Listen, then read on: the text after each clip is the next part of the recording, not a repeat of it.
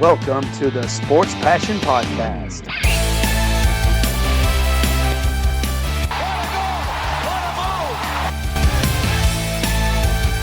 Oh, blocked by James! LeBron James with the rejection. And here's your host, Lars Marendorf. Hello and welcome to the Sport Passion Podcast. This is going to be a special episode as I've decided to do an all-English episode for the first time. So welcome to anyone from all over the world who's going to listen to this for the first time through this podcast show. There's a pretty simple reason why I decided to do this all in English, because I wanted to do a show once a month where I have experts from North America on the line to talk about certain topics, to talk about certain aspects of the leagues I cover. It's going to be mainly NHL at the beginning, but maybe different leagues as well. And I thought that if those interviews are in English and if 90% of the show is in English, why not do the rest in English as well? So someone who wants to listen to it and doesn't know any German doesn't have to go through the German introduction there. And so this is pretty simple, the reason why I decided to do this show in English. And as I said, it's going to be once a month. And what I'm going to do is I'll put out an RSS feed as well, where people who want to subscribe to the feed and who want to put it into their podcast app and whatever they are listening to this, they can have the opportunity to just put in the English feed there. Like I said, once a month is right now my plan. So yeah, welcome to the show. And this is going to be an episode that is focused on the NHL. And this one is focused on one transaction in the NHL. It's going to be on the Patrik Laine and the Dubois trade, Pierre-Luc Dubois trade there between the Winnipeg Jets and the Columbus Blue Jackets. And I had from the Columbus Blue Jackets NHL.com feed Jeff Svoboda online to talk about the Blue Jackets perspective. And after that, there's going to be Murat Ates, who's from the Athletic in Winnipeg, talking about the reasons why the Jets did this transaction and trade Patrik Laine. And in the end, there's going to be a short summarization from myself and my own opinion about this trade, who won the trade. So again, welcome to the show. And if you guys have any questions or remarks, comments about this, I would be happy to interact with you at Lars_MAH. Lars_Ma is the Twitter feed. So if you want to follow me, I would be happy to have you guys as followers. And other than that, enjoy the show. And talk to you soon. Bye.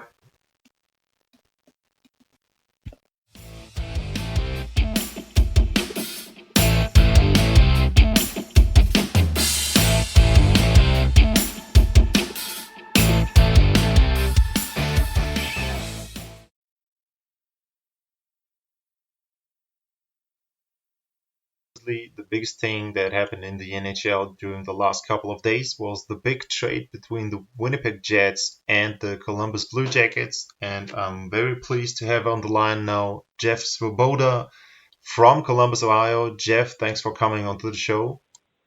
Thank you for having me. Looking forward to it.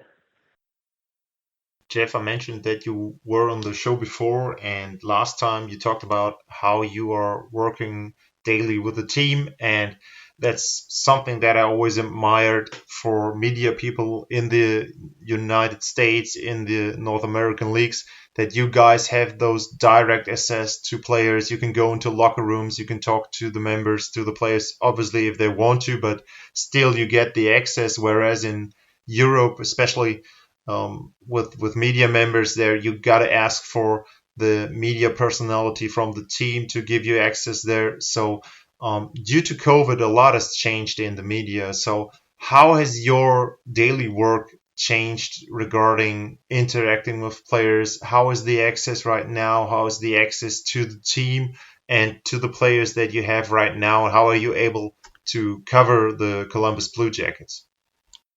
Yeah, you're definitely right. It has changed, certainly. And you are also right that it is kind of a nice luxury being a writer here, as opposed to, I guess overseas, especially I've seen it with like soccer, especially how the access is just totally different. And so here, yeah, pro sports in North America, yeah, you pretty much, as a writer, have that ability, in normal times, obviously, to just walk right up to a locker and start talking to guys. And unless they just don't want to talk about it, they're usually pretty willing to give you a couple minutes of their time and entertain what's on your mind. So obviously we're not able to do that right now. And it changes a lot of things because, you just miss kind of that access and that familiarity. I think it helps a lot just to build relationships and kind of get to know guys when you can just kind of grab them for a second or two and just have a personal conversation with them and even talk to them, whether it be on the record, off the record. A lot of times there's just kind of, you just have the chance to walk up to a guy's locker and just kind of start talking with them about something. And, you never know, that might be the basis of a story somewhere down the road. Whereas right now, everything is being done via the Zoom calls. So everything is being done virtually. No locker room access for, at home or on the road. So it changes a lot. It changes kind of that interpersonal dynamic that you have with the players, and especially for the players who are new players for the Blue Jackets, guys that we had signed before the season. We've never actually, as media members, had a chance to meet any of them. So it's kind of weird. It's different because normally you're able to start building a relationship with guys and get to know them a little bit, and we're just not able to really do that as much right now. So, from a writing aspect, it does change it. The fact that you still are able to do, pretty much we have daily Zoom calls except for the days that the team is off. So you can talk to the coaches, you can talk to the players. It's not quite as intimate, and there's not as many one-on-one conversations, but we still do have, meaningful access. And so that's nice. And so, you just kind of have to take it as it comes. There's so many worse things in the world going on right now that, to sit there and complain about not being able to be allowed in a locker room would be kind of silly. So you just kind of have to take it as it is. And, there's some other differences as well. Teams can only take so many people on the road. So normally I would be traveling with the team, be on the team plane, be at the road games, and we're not able to do that this year. So I'm pretty much just watching the road games from home. Makes it a little hard to kind of figure out what they're thinking as far as team lineups and things like that. So you miss that, and you miss the travel. I certainly wouldn't mind a trip to, usually in January, February, we have a trip out west to California where the weather's a lot nicer. You miss that. You miss the beach trips to Florida. So that's the kind of stuff that definitely is different as well. But, obviously, like I said, it's just we're all in a different kind of place right now with the world, and you just have to make the best of it. And so I think that's kind of what we're all doing right now. And also from Germany, the NHL did quite a good job in my mind to be able to provide some Zoom calls there with German players during the COVID break there and also during the bubble there. So there is access, obviously not the access that we used to have there, but it's great to hear that you are able to at least cover the team in the way you are right now. As I mentioned, there was a big trade in the NHL between the Winnipeg Jets and the Blue Jackets. The Blue Jackets trade Pierre-Luc Dubois to the Winnipeg Jets and a third-round pick, and Patrik Laine comes to Columbus. Winnipeg retains 26% of his salary, and there's also Jack Roslivic. Is it Roslivic or Roslivic, the name, who's coming to the Blue Jackets? I think everyone here has pronounced it Roslivic to this point, so it's kind of a hard C. But I probably, where I guess he would probably be of some sort of Serbian descent or something. I would assume would probably be Roslivic there. So, but maybe we've Americanized it a little bit. It's kind of the same in the NBA. You got it with Nikola Jokic or Jokic there, so there's some mispronunciation there as well. But anyway, the trade was a trade of two players that were uncomfortable with the situation with their old team. They both wanted out of their old place there. So, but for me, the obvious thing is it was strange with Dubois in Columbus because he had just signed a contract in the off season, and so I was just curious to know. You talked about talking to players on and off the record. There has not been anything in the media yet about the reason why he wanted out, but have you heard something? Has he explained something, at least to the team there? For me, it was just strange to sign a contract with a team and then a couple of weeks later say you want out of the place. I would have understood if he would have held out with the team and said, I'm not going to sign a contract with this team. I'm sign a contract with a new team there. Trade me to this place or to these teams. That's something usual. But what have you heard about the reasons maybe why he wanted out of Columbus? Yeah, it is an interesting situation. Unfortunately, he has not said to any of us publicly as far as why he wanted the trade. There's been all sorts of speculation about it. I will try to stay away from speculation and just kind of go with what we know up to this point. There's been people who with the team who have said that he has not even told former teammates or management as to why he wanted to be traded. So there's a lot of question marks out there, I guess you could say, about how this whole thing developed. I think he signed because, if he was going to play in the NHL this year, he was going to have a contract. So the thought was, even though he didn't necessarily want to be in Columbus at the time that he signed, it was more of, I'm going to try to play through this. I want to be traded, but, for me to play NHL hockey this year, I've got to sign a contract.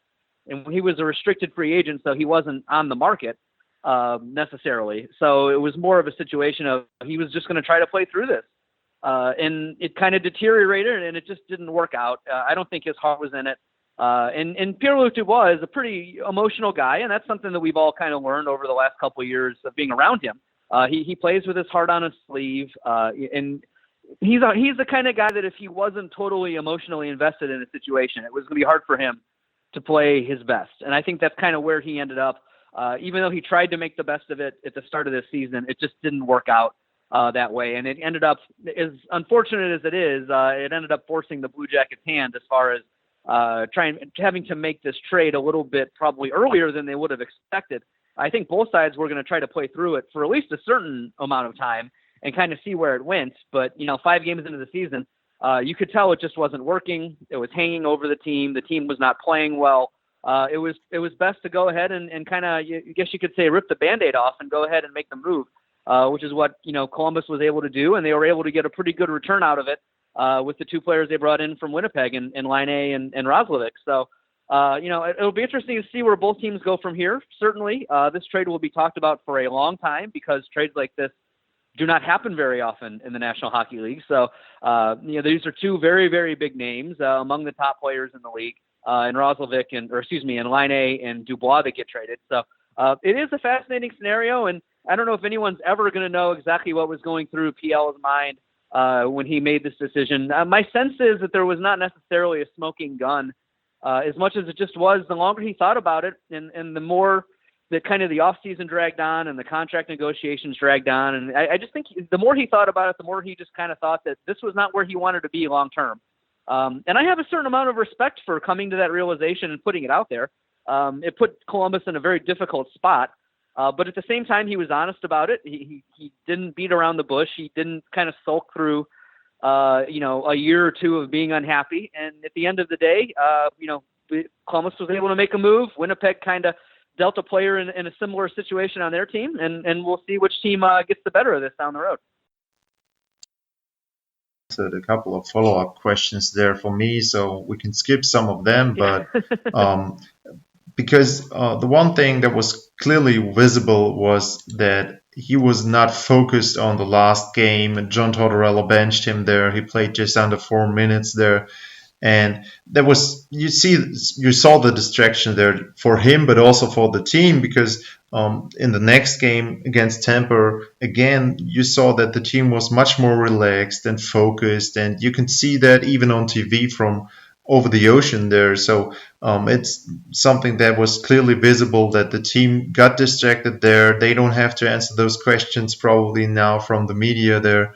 So and if you look back, he was their top scorer in the regular season, and he put up some points in the playoff bubble, 10 points in 10 games. So he was a valuable piece for the team, but you also felt that he was a player who wanted out, and so the team had to get rid of him. And as you mentioned, you bring in Patrik Laine, someone who, in my mind, who could be a real superstar in the league, and people expect him to hit 50 goals at least once, I guess, in his career.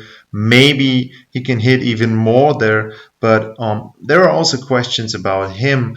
I'm curious to know how you think he will fit into the team, especially his relationship with John Tortorella.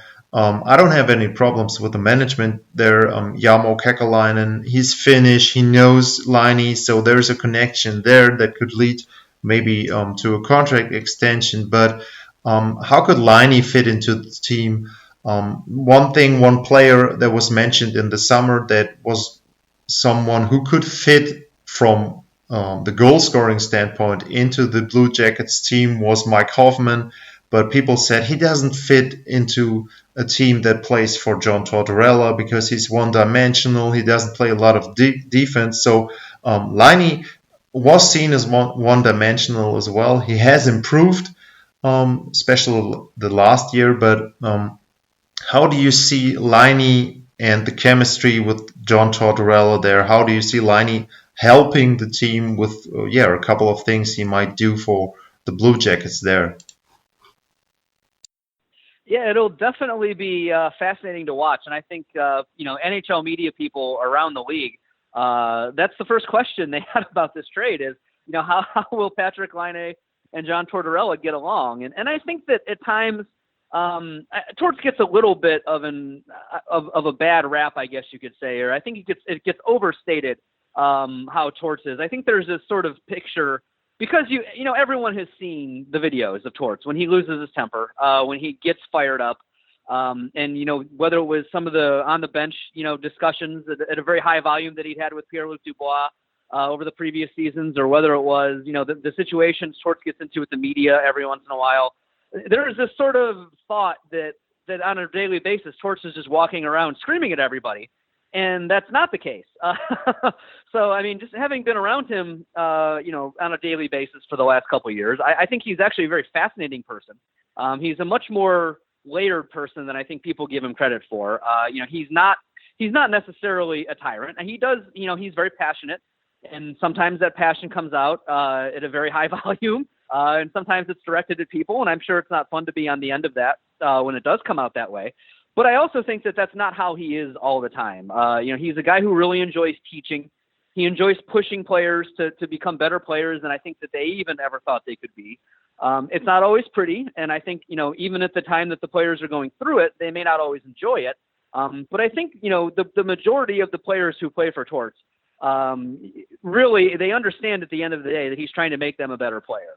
So how does this all impact Patrik Laine is the big question. And, I think, the biggest thing for Torts is he wants players who are going to be responsible, who are going to play hard, and are going to leave everything they have on the ice. And they're going to play as part of the Blue Jackets team concept. And so I think the reports that I've gotten from Patrik Laine, and it's hard to necessarily know exactly what was going through his mind with what was going on in Winnipeg and why the reasons he wanted out of that place as well.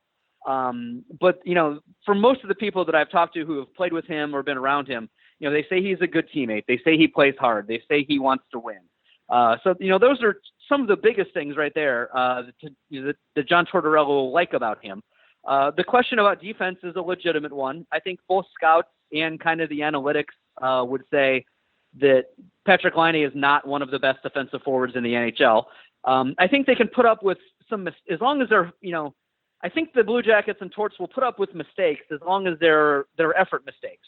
If he sees a guy not playing hard on defense, he's not going to be happy. But if he sees a guy making mistakes, they'll try to coach that out of him. And so it'll just be interesting to see how this all develops because, that is something that, to a lot of people will be fascinating. And the proof will be in the pudding, how their relationship goes. But I think there's this overstated thing with Torts and young players is that Torts doesn't want young players. He wants to take offensive guys and make them into these defensive, gung-ho, shot blocker kind of defense first players. And I don't think that that's necessarily the case. I think he wants them to be good defensively and he wants them to be responsible defensively, but he also, has said a bunch of times over the last couple of years that, players have the freedom and the creativity, to be in the offensive zone and try to make things happen. And so I don't think he's ever going to necessarily limit that. It's just a matter of if Laine is playing the right way, playing responsibly, and playing as part of the team concept. And, they'll tolerate mistakes as long as they're made kind of in that framework. So it'll be interesting to see how it all works out. And we'll get a front row seat for it. That's for sure. one thing that I heard as a comparison was the way that John Tortorella treated Artemi Panarin, whereas he gave him more freedom than he gave the other forwards there. So that could be a way that he treats Laine in the future, or he interacts at least with Patrik Laine. If you look at the numbers, it's pretty obvious that he is the one piece that they might be missing. They are 26th in goals for. They are 28th with a power play of just 7.7%. So if there's one guy, if there's one player from the NHL you could put in there to score goals and to score goals on the power play, that is maybe other than an Ovechkin or someone like that, Laine is the one player you could put in there. And he's the guy they were missing, and maybe he will be the next great superstar there in Columbus, maybe their greatest superstar since Rick Nash. So, yeah, he might be a perfect fit there. One other thing that I mentioned before was the contract. Laine has just 1 year left, and there's the question mark again, how long will he stay with the team? Some other players like Matt Duchene, they had those question marks there with those players as well. Panarin I mentioned. So, but it seemed to me that the team was pretty confident trading for Laine with a general manager from his country that knows him very, very well there, and they are confident that they are able to sign him longer.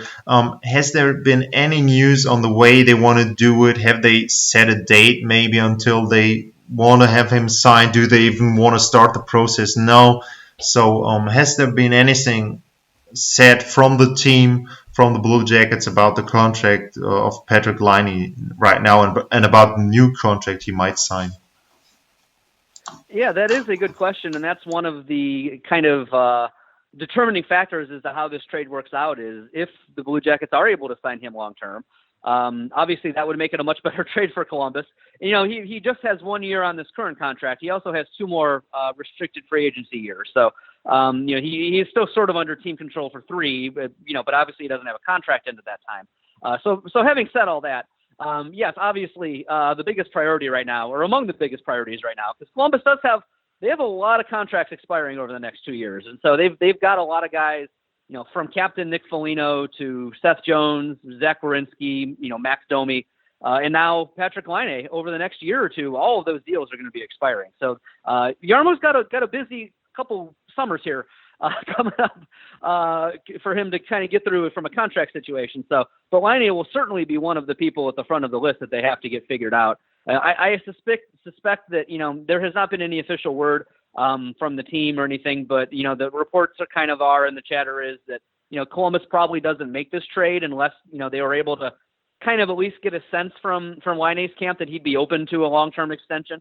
Laine has said he's, you know, obviously he hasn't spent much time in Columbus, but he said he's heard nothing but good things about the city, so he's excited to come here and see what it's all like. You know, you can't predict how it's going to go. But, you know, he seems to have a good attitude coming in here and is excited to see what the city is all about and see what the team is all about. So, you know, it would not surprise me if they have already at least kind of said, you know, hey, are you interested in this kind of thing? And probably gotten an affirmative answer, or else, you know, they may or may not have made the trade. So, yeah, so it'll be really kind of interesting to see how that goes. But in something you kind of mentioned as part of this, you know, Columbus needed a guy like Patrik Laine. I mean, the biggest weakness of this team, if you looked at their roster coming into the season, since a guy you mentioned, since Artemi Panarin left, was that they needed a high-level scoring winger. And, you know, especially power play, as you mentioned, the power play has not been very good here for the last couple of years. And so they acquired the perfect player to fill kind of the needs that they have. Now you could certainly argue that they have a need at center, having traded Pierre-Luc Dubois, but they'll cross that bridge when they get to it. But, you know, they were at least able to trade, and, you know, a guy that wanted out for something they really, truly needed. So, you know, it's the kind of thing that on paper, there's a lot of reasons to think it'll work out for the Blue Jackets and Patrik Laine. Maybe they found exactly the player they are missing at center in the other player they brought in Jack Roslivic. First off, he's a guy from Columbus, so a perfect fit there, a homeboy coming back, and he's signed to 2 years, so he just signed a new contract there. I think it's a good deal for both of them, for the team and the player, kind of a bridge deal there, something where he can prove himself. And that's also a situation I always like, a first-round draft pick who has not performed the way maybe he and the team wanted him to perform at the first team he played for, the team that drafted him. But now he's traded, he gets a second chance there, maybe more focused because he knows he's not going to get a lot of chances there. Also, coming home is a motivating factor, so maybe he could be a player that fits a role there as a center. He's listed as a right wing center. So do you think they want to play him and they want to see him play some minutes at center, see him perform at the center position, and maybe they see him become a second or third line center as some scouts do? So, have you heard anything about him fitting a role there at the center position for the Blue Jackets? Yeah, I think that's the plan. That is what General Manager Jarmo Kekalainen said when they made the deal, was that they see him as a center. Obviously, they've scouted him for a long time. They didn't have to go very far because he is from Columbus. So they've known about Jack Roslivic for a long time, and Jarmo even said they would have liked to have drafted him back in 2015. He ended up coming off the board. I think it was 4 picks before Columbus had a selection. So it was one of those great kind of maybe would have been, could have been for Jarmo, was the thought that he really had always wanted Jack Roslivic on his team. And now he has him. And I think the talk around Roslivic is, seems to be a debate among the scouting community as to how good he is going to end up being. He's coming off a season where he had career highs in pretty much every stat, 12 goals, 17 assists, 29 points. And that's a pretty good NHL player. Not a superstar by any stretch of the imagination, but those are pretty decent NHL numbers for someone who's also only 22 years old. So even if he's just that for his career, a 15 goal, 30 point guy, that's a useful player as a bottom 6 forward. But there are people around the league, and I think it's kind of split among the scouting community. I think some people think that's just what he's going to be, but there are also people who think he has the ability to be more than that, who does have the ability to maybe be a second line center, maybe be a 20 goal, 45, 50 point guy as he gains more experience and gets an opportunity. And he really didn't have much of an opportunity the last couple of years in Winnipeg. The top 6 there with guys like Laine and Mark Scheifele and Kyle Connor and Nick Ehlers, and you can kind of go down the list of the talent that Winnipeg had. That opportunity just really wasn't there for Jack to take that next step forward. And it appears that he's going to get that opportunity here. Certainly the hometown aspect of it. He grew up dreaming of being a Columbus Blue Jacket. Everyone in Columbus who's part of the hockey community has wanted this to happen for a long time. And now that it's coming true, the hope is that this is a place that he blossoms and becomes the NHL player that I think a lot of people think he can be. So it is sort of a fascinating subplot of the whole thing because, if he ends up being a really good player here, it's going to mean so much to this community and so many people who've worked so hard over the last 20 to 30 years to make this be a place that, NHL players can come from.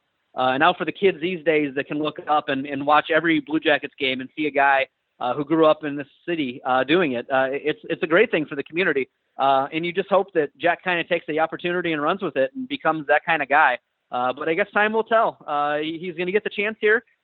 Between he and Alexander Texier, who's the French centerman who has played, pretty extensive minutes so far this year, and the team really likes 21 years old. I think they've got a pretty good, solid, young core of centers to go with Max Domi right now. So, obviously everyone has to keep kind of growing and getting better, but I think they feel pretty good about that whole thing, and they're certainly excited to have Roslivic here. I can tell you that for sure.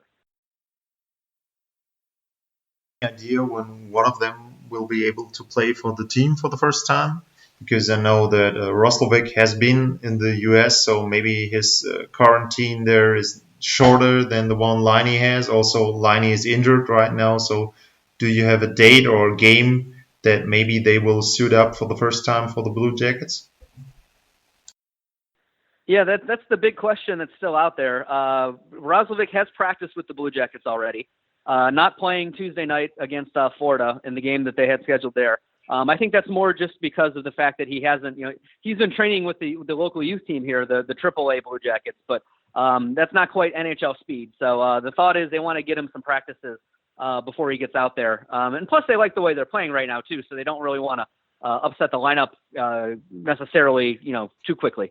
But it seems as though he's cleared his quarantine. He's been tested enough to be out of that. So, at some point in the very near future, he should be on the ice for the Blue Jackets. Laine is a little bit more complicated, mainly because he has to get a work visa, being Finnish and playing in Canada. he has to get that done. So, but once he gets that taken care of, and no one knows, I don't think, how long that's going to take. But once that gets taken care of, he'll come to Columbus and have a 48-hour quarantine. And then from that, he would be good to go from a COVID aspect. The question is just, is the injury, which he said is minor. The day that they made the trade, he said it was nothing he was really worried about.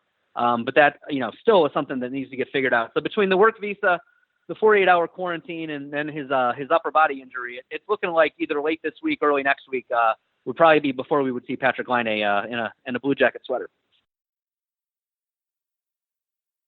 For your information, for your inside info there, it is at Jackets Insider, the Twitter feed. You can follow him there. You even have a private account there, and you listed yourself as a hockey player. So what kind of hockey are you playing? Is it adult league hockey? Yes, yeah. Columbus, actually, and one thing that's really cool about Columbus, and people, which is funny, I think hockey people don't realize around the world that this has become quite a hockey town. There is a very large adult rec league here in Columbus, and I'm a part of it. I'm not very good. I only started playing a couple years ago. I did not play as a kid, but it's fun. So I enjoy getting the chance to get out there and playing. But we've got a pretty good community of hockey players here in Columbus. I'll tell you that. At Jackets Insider is the Twitter handle, so you can follow him there, and you can follow his private account there as well if you want to. Jeff, thanks a lot for coming onto the show. Maybe talk to you soon in the season, during the season there. And thanks a lot for your time. All right, sounds good. Thank you.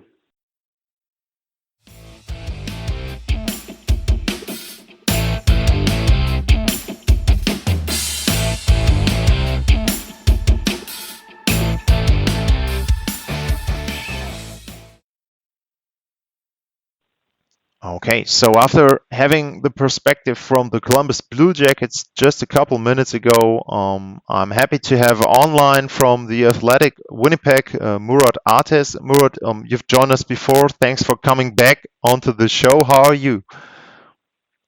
Doing quite well. It's been a whirlwind the last couple of days, but I'm glad to be back and back on the show talking with you. Yeah, and a whirlwind. You mentioned there, so there has been a lot of news and opinions coming out of Winnipeg and coming out of the NHL about this trade. I just mentioned the details a couple minutes ago, so let's just dive into it. From my perspective, the Winnipeg Jets traded a player that has the potential to be a real superstar in the league. So why did the Jets have to trade Patrik Laine? Well, I think that we knew, or at least I was under the impression, that Patrik Laine was going to be traded at some point. Right. I'm a little bit surprised by the timing, given that they were able to pull it off within the season. Now, the situation for me is this. I mean, you hear some supposition every now and again about Laine's relationship with the players or the coach, and I don't know that was necessarily the driving force here, because he was here to play. He played a wonderful first game. He was hurt afterwards.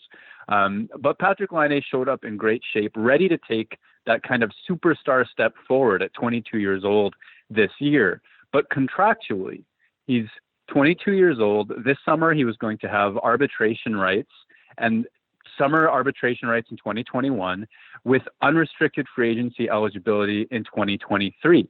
What does that mean is that simply by asking for arbitration and guaranteeing himself a solid raise and as much of a case for a raise as possible, he was also going to be forcing Winnipeg's hand, because a team can only select a 1 or 2 year arbitration deal.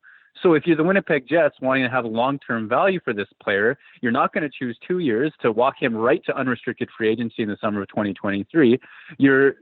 You're stuck choosing 1 year, which is going to then walk him to within a year of unrestricted free agency. And who knows what kind of value you can get from a player at that time. So even if every relationship was in perfect situation and Laine absolutely loved everything about his usage, his minutes, his line mates, and all of those sorts of things here in Winnipeg, I think he's concerned with that UFA status. And I think that he was going to elect for arbitration and may still do in Columbus this summer, which meant that Winnipeg was always going to have to move on from him as an asset if they were unable to sign him long term. I just don't think that was in the cards.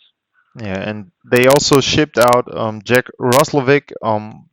He was seen as a player who could play maybe a second line center role there, but I just got the impression that there were simply no real minutes for him. The way he wanted to play. That was just pretty much a player who also is or who was not signed. I mean, he signed now with the Blue Jackets, so he pretty clearly said that he's not gonna sign a contract with the Winnipeg Jets there as well. So that was also something where they were pretty much forced to do something to not have a player sitting around there who's not signed. Yeah, in a sense, for Winnipeg, you can kind of look at it like fixing two problems with one trade. Roslivic is such an intriguing prospect and player to me. I mean, not a prospect. He's an NHL player, to be sure. Where he's buried in Winnipeg, or was buried, behind Blake Wheeler and Patrik Laine, meaning he was essentially the third-line right wing at best. He wasn't going to take center minutes from Mark Scheifele, Paul Stastny, or Adam Lowry, meaning that if he was going to play center, it was likely on the fourth line. And that's not an ideal situation for a player like Roslivic, who sees himself in that offensive light. I mean, in college, playing for the U.S. National Development Program, he was on a line with Austin Matthews and Matthew Tkachuk, I believe, for an extended stretch. And being a little bit older than them, he outscored them. He was as dominant as they were for a stretch coming up. He had a strong college career as well, put together some points. He was a point per game for the Manitoba Moose. This is an offense-first player in a lot of ways. And in Winnipeg, the third line is traditionally anchored by Adam Lowry, and it's a checking line. So, yes, there's a nice story in that Jack Roslivic gets to do a bit of a homecoming, go to Columbus, where he grew up. He was even training there this off season while he wasn't signed with Winnipeg. There's nice things there, but it really, to me, is about him being buried in Winnipeg behind other offensive players, and the role being so defensive that I don't think it was something he was buying into as well. So it's kind of a clean break from that situation as well. Okay, so let's take a look at the player that brought in Pierre-Luc Dubois. Obviously, also a very talented player. You trade a second pick for a third pick there, so it's pretty much a wash there regarding where they were drafted, Laine and Dubois. But you mentioned that Laine showed up in great shape, and I don't know about the physical state of Dubois. He seemed to be healthy there as well, but people in Winnipeg must have seen the last shift or the last game he played in Columbus as well. So, is there a little bit of a red flag that he's also a guy, or he might be a guy who, if he's not focused, it could turn out bad pretty quickly? Because I didn't expect this to turn out the way it turned out. After he signed a contract, stayed with the team, and then, I mean, he asked for a trade, but like you described, there are ways to handle a trade request and still play for your team. So was there some concern in Winnipeg, or is there some concern in Winnipeg about the way he went out there in Columbus? I think until he proves that attitude wrong, there will be doubt, to be sure, because the whole world saw the shift. Right? He's kind of coasting around. He's not engaging in battles. He has the opportunity to fight for a puck. He essentially doesn't. He goes off the ice, and I think he played all of 4.5 minutes. Not even that. Even less than that. Okay. Yeah. I mean, that proves a point. And I think that the speed at which that situation came to a head in Columbus is why we're talking about this trade right now and not during the summer. It's clear that something needed to end there very, very quickly. The interesting thing is that Luc Dubois has kind of decided not to answer questions on exactly why the discontent was there. He spoke to media on Sunday morning, and really just wanted to say nice things about John Tortorella, nice things about his teammates, nice things about everything there, while insisting he wants to be true to himself as a person and a player. So clearly there was some kind of conflict there, and I don't know the nature of it. His dad is an assistant coach with the Manitoba Moose, and he spoke to us yesterday. And again, he said, you know what, my son did the right thing. He played this one shift, yes, but, like he told you guys yesterday, he's played, more than 200 hockey games in the National Hockey League and had almost 6,000 shifts. So let's not judge him by that one. So your point is exactly right, and there will be the doubters, and there absolutely will. I just don't think that shift is the long-term expectation for his play in Winnipeg. Of course not, no. And I mean, you mentioned that Roslivic was stuck behind a couple other players. Now with Dubois coming in, the Winnipeg Jets might have the greatest center depth in the whole league if you take a look at it from 1 to 4 with Scheifele and Paul Stastny in there as well. So, how do you think that will turn out as the trade? I mean, you mentioned that it was great to get rid of the Laine problem now, but from all the rumors I heard, they were looking for a defenseman because they are thin on defensemen and they've been trading out or losing defensemen the last couple of years. So I was expecting them to at least try to get in a defenseman. Now they get in a center, which is great from the depth standpoint there. But they were not thin on centers. So how do you think he would fit or he will fit in with the team there? Well, yeah, if you're looking to Winnipeg's roster as it's constructed now as a completed product, it certainly isn't. You're absolutely right to point at the defense, and that's where the soft underbelly, I like to say, of the Winnipeg Jets continues to exist. That said, Winnipeg has been looking to fill a void at second line center for a long time now, even when Brian Little was healthy before that unfortunate incident taking a puck to a head last year. In 2018, going on what was hopefully going to be a cup run, and they made it as far as the Western Conference Finals against Vegas. Winnipeg shipped what was then a highly touted prospect in Eric Foley and a first-round pick to St. Louis for Paul Stastny. That went well in that Stastny helped them into the Western Conference Finals. So in 2019, they tried the same trick again, and this time acquiring Kevin Hayes from the New York Rangers. It didn't work out quite as well, but again, there were assets going out. Even last year, with defense being such an issue, at the trade deadline, yes, they acquired Dylan DeMello, but they also sent assets out for Cody Eakin to try to bolster center depth at that time. So it's been a problem in Winnipeg for a while. To have a succession plan now where it's Mark Scheifele at, I believe he's 27 years old, in that range, but definitely a veteran to be sure. And then 22-year-old Pierre-Luc Dubois, who already is a second-line center and may push for first-line quality at some point. It solves a really big, important problem now and in the future for the Jets. So I think they'll be content there. You can run Paul Stastny perhaps as low as the third line, move Adam Lowry to wing on that line, make it a real tough minutes line. Not sure exactly what the plan is yet, but the depth is there. The quality is there, especially for this season. And then you wonder how they're going to address the defense as time goes by. And I mean, in difference to Laine, Dubois is signed for 1 more year. He's also going to be a restricted free agent after that. So there's more, at least cost and maybe a contract certainty there for him as well.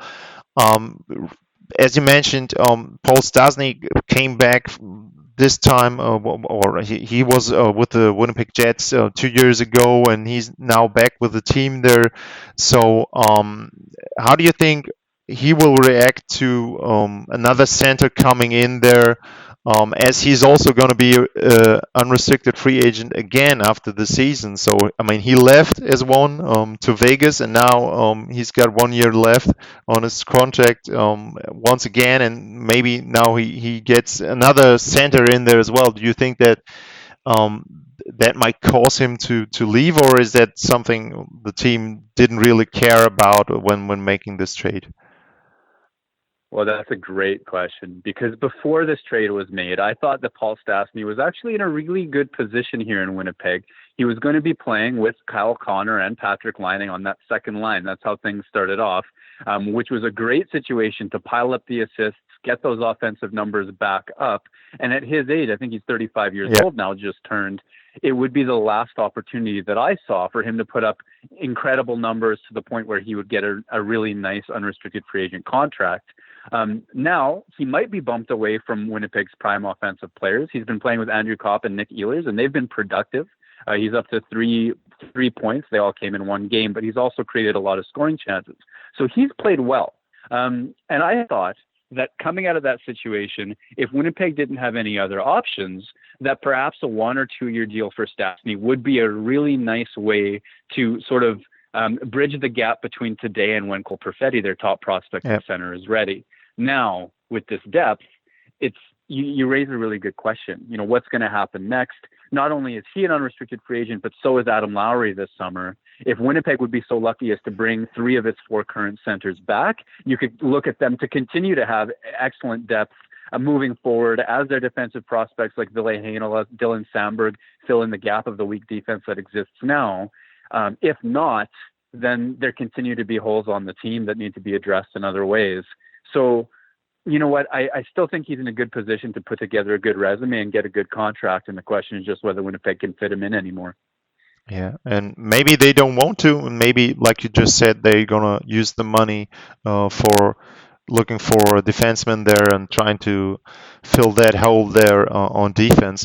Just one last question: when do you think Dubois will be able to play for the team? Because for the Blue Jackets, there are 2 different scenarios because they got 2 players. One was in the U.S. already. You mentioned Roslivic playing with the youth team there, and with Laine, he's injured and he has also to quarantine there. So what is the situation and the rules from, I would guess, the health department of Canada for Pierre-Luc Dubois? Yeah, it should be a 2-week quarantine. Okay. And that's the rule in the province of Manitoba. Almost no matter where you're coming from in the world at this stage. Actually, that was just updated. No matter what province in Canada or country you're coming from, it's 2 weeks. Now, I know the Winnipeg Jets are hoping to be able to shorten that. They've tried to make the case to shorten it to 7 days with COVID testing on days 1, 3, 5, and 7 as per protocols in different situations. But I don't think that that's necessarily going to change. So Dubois arrived here this past Saturday night, and that'll start the clock on his 14 days worth of quarantine. Okay, good. So Murat, thanks again. I know you're very busy. You mentioned that you got calls all over the day. So thanks for taking the time to come on the show here and talk a little bit about this trade. And yeah, maybe we can talk later on in the season. And maybe there's obviously there's hope for the playoffs there for the Winnipeg Jets. They have been a team that was claimed for winning the Stanley Cup a couple years in a row. I saw them as a team that might not have it anymore, but maybe this trade will bring them into the mix there again. So Murat, thanks again for your time. Thank you for having me. My pleasure.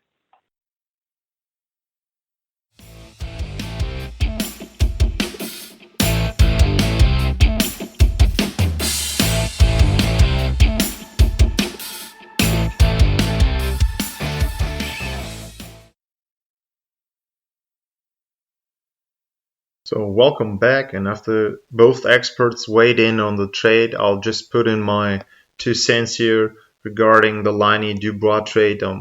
I've heard one thing a lot of times when it comes to trades in North America and North American sports, and that is the team that gets the best player wins the trade. And in this case, I think that Patrik Laine is the best player involved in this trade. I know that he's had his problems. I know that he's probably a defensive liability there, but he is a player who can be a real superstar to me in the league. There's a lot of potential in him becoming one of the next great goal scorers there. So I see him as the best player in this trade. And also, if you add to that there's Roslivic involved there as well for the Blue Jackets, a perfect fit there with a local boy coming in. So I see right now that the Columbus Blue Jackets have won this trade, but there's also a certain part that says to me maybe in the short term the Winnipeg Jets will look better in regards to this trade, as they have now so much center depth there that maybe they can also use this depth later on to do a trade for a defenseman or whatever they want to do there. But I just think that, again, Patrik Laine, best player involved. So Blue Jackets get the nod there. And yeah, hopefully, I mentioned that after those 2 interviews with the guys as well, that this is going to be one thing that we'll see more in the league. This is a pure hockey trade. 2 players who didn't fit, maybe, who didn't want to be in the places they were first. So they got traded, and this could work out great for both teams, and I hope so, because I think that the Jets are an interesting team. I would like Columbus to do a little more there. So for me, great story there. A lot to talk about for both teams, and a great shade. And that's just my 2 cents on this one. Thanks for listening, and talk to you if you want to talk or listen to it in German next week. And if you want to listen to it in English, it's going to be in about a month with another interview, maybe 2, with experts from the leagues in North America. Thanks a lot for listening, and talk to you soon.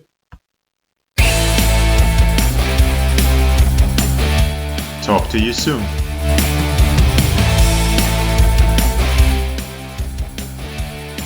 Thanks for listening. Bye, guys.